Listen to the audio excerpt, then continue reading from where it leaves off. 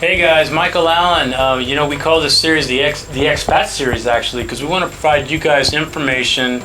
If you're thinking about relocating down to Costa Rica from another country, we are lucky enough to have Tim with us. We're going to talk to him about his experiences of relocation.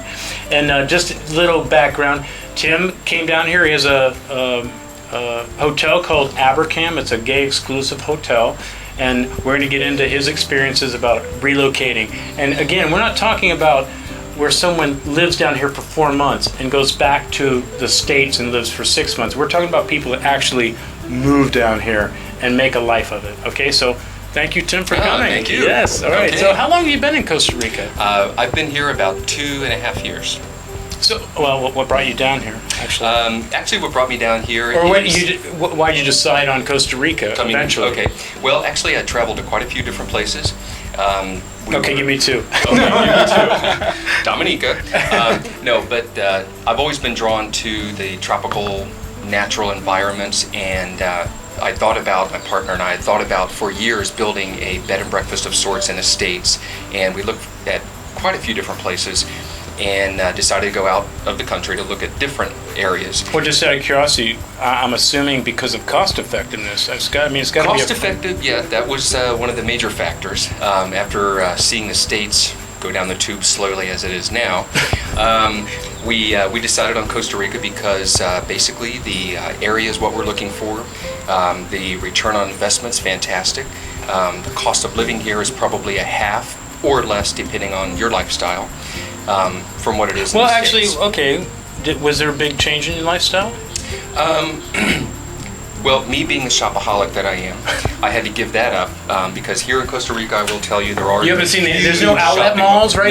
No. And I've looked. I could tell you they don't exist. But that aside, the only really change of pace here is that it's much more relaxed, much healthier. That people are much friendlier, so to me it's a win-win situation. Okay, so let's go back a little bit. So you came down here with somebody? Yes, my partner who I've been together with for 26 years. All right, so I don't know, what would you say is the biggest advantage of coming down here? Does it have a part to do with, like, okay, it's more cost effective, or would you have come down here anyway? I tell you, really cost effective is always important no matter what your decisions are, but really the beauty of nature here in our backyard is Arenal Volcano. It's just the nature and green, lush growth. Can you all see that? Yeah, it's right there. We'll work it in. Yeah, we'll work it in, a little closer. But yeah, I'd say the overall beauty and nature of the country itself, the people are very warm and friendly, very open to us as gay people. We've had no problems at all. No discrimination. No discrimination. Now, just to say, I just want to make it clear. I'm assuming you guys don't go hand-holding, making out in public. No. I'm not a big proponent of that. I'm not a big proponent of anybody doing that. Heterosexual or gay. That's just my choice. But here in Costa Rica, it's a large Catholic belief here in religion. And even though that exists, people are very just mainstream about it. It's not a big issue. Many of the people we know downtown and throughout Costa Rica are downtown gay. Being San Jose or no, downtown La Fortuna. La Fortuna Area we know are gay that work in the different stores, and it's not flaunted.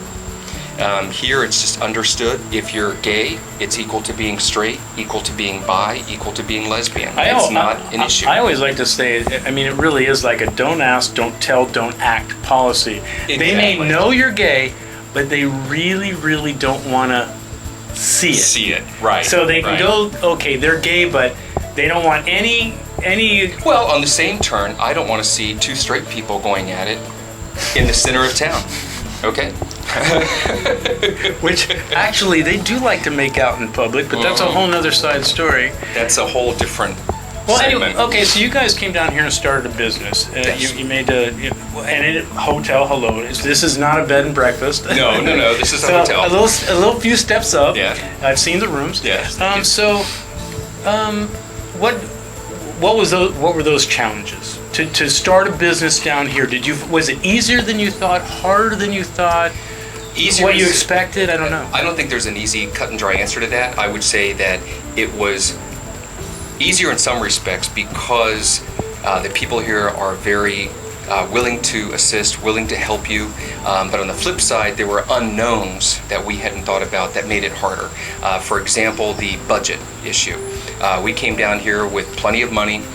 We were within budget. Or so you thought. Well, yes, yeah, hello. I just- But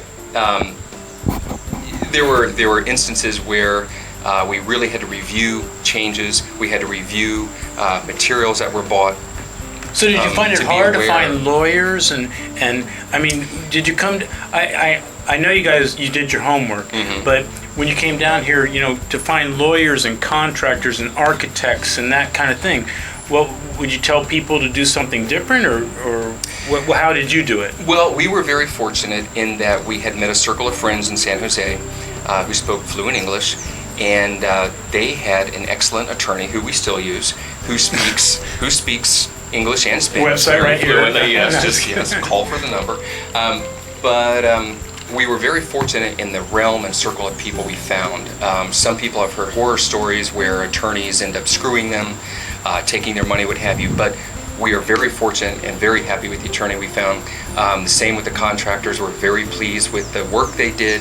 However, the overall picture, there was things that were done, prices that were doubled, things that were not understood because of language barrier. I will tell you that one thing that's very important for a person to learn is to learn Spanish, at least a good amount of Spanish before you move here, especially if you're going to build or to invest in property. If you're going to invest in property, find a good attorney.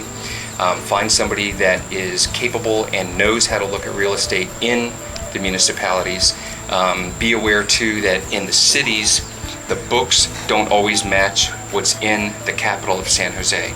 So if a piece of property is sold in one municipality, it may not be recorded in San Jose. So you need to have your attorney look not only in the area you're buying, but also in the capital. And that goes for cars, everything else, titles, anything like that. Be sure to do a good background check. So on doing the homework and coming down here, it sounds like, I mean, I get this a lot. It sounds like time is a lot longer than what most people anticipate. Yes. Tico time. And the cost, explain Tico time real Tico quick. time. I'm going to let you define that. That's kind of an oxymoron. Tico time and quick Yeah. don't go together, okay? Tico time is basically this. They have hearts of gold, but sometimes their watches are just made of shit. They don't keep the same time that you and I are used to in the States, where if you make an appointment with somebody to meet with them at 12 noon it is in the States, or other countries, I guess. But here, 12 o'clock could be 12:30. Or 1 tomorrow, o'clock, the or next the day. next week. It depends on... Pura vida, Yes, baby. pura vida. Yes, exactly. So you have to be aware that there's an understanding here that there's no urgency. Now, actually, did Nothing you know has an that urgency. before you came down? Had you read and like... Not so much. I mean, we'd heard little bits and pieces. See, I never fully understood. I did read it, and I still didn't know it was Get it? Yeah. that bad. That bad. Yeah. Yeah. But you have to understand too, to give up one thing, you gain another. And what you No gain by doubt. moving here is you gain a whole different lifestyle. I can tell you, in the States, I used to have really bad stomach problems, ulcers and things like that, just from my job. I used to drink 6 to 8 cups of coffee a day just to keep going. Here, I may drink 2 cups of coffee in the morning. My life is more relaxed. I know what my schedule is today and tomorrow, pretty much. In the hotel industry, that changes minute by minute. But as an overall scheme, I would say that there is a more relaxed atmosphere here by far than what's in the States. Were you, okay, well, so did anything, okay, you kind of mentioned this a little bit, but were you totally surprised or shocked by something down here? I mean, maybe a little bit disappointed. I mean, Tico time, having something maybe not show up when it's supposed to, you're a little disappointed, but I'm talking about, like, was there any, like, a major disappointment? Major, like, I just didn't know that. Didn't know.